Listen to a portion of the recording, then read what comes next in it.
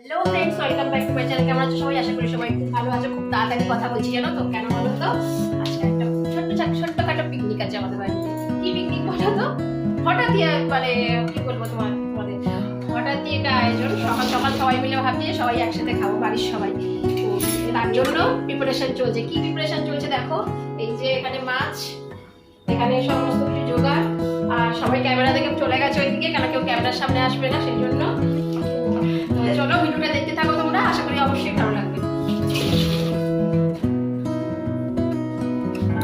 আর কি বলো তো, এখানে তোমার শুধু মাছ হচ্ছে না, এখানে একটা তরকারিও হয়েছে। এটা দেখো, এটা হচ্ছে কুমড়ো আর কি চিংড়ি মাছের তরকারি আছে এটা, আর ডালও হবে, আর একটা ভাজাও হবে, অনেক কিছুই হবে, আর চাটনিও হবে। কিন্তু এখন তোমার মাছটা ভাজবো, তার জন্য প্রিপারেশন করছি।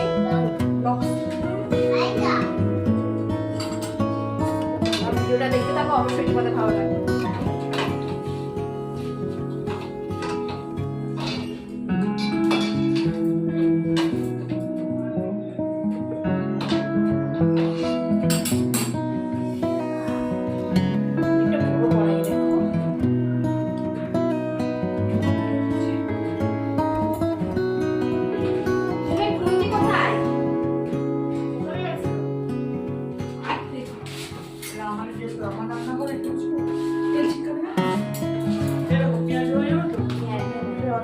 দেখো আমার দিদিভাইরা সমস্ত কিছু জোগাড় করে দিয়েছে এখানে।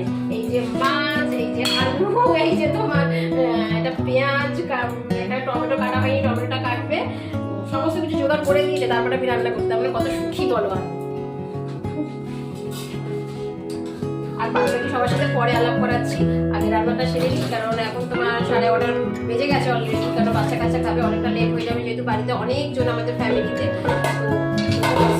তো ভিডিওটা কন্টিনিউ করতে থাকো তোমরা। আর ফ্রেন্ডস দেখো, এখানে আমি মাছগুলো ভাজা বসিয়ে দিয়েছি। অনেকগুলোই মাছ আছে, ভাজতে একটু হয়তো সময় লাগবে।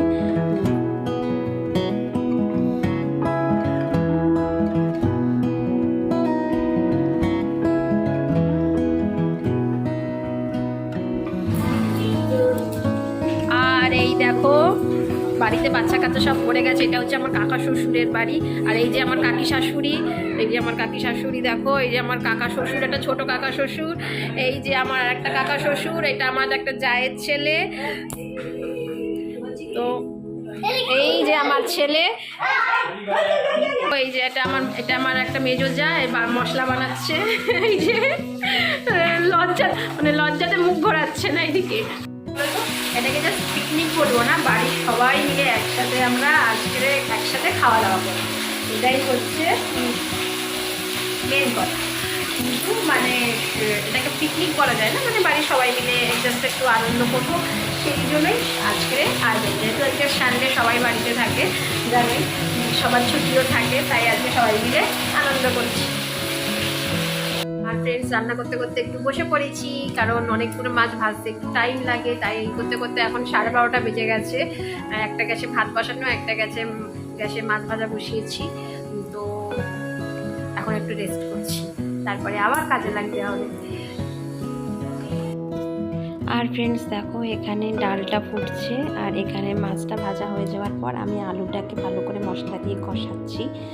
মানে মাছগুলো সব ভাজতে অনেকক্ষণ টাইম লেগেছে, কারণ অনেকটা মাছ ছিল। আর এখানে ডালটা ফুটছে, এটা হচ্ছে অরহর ডাল।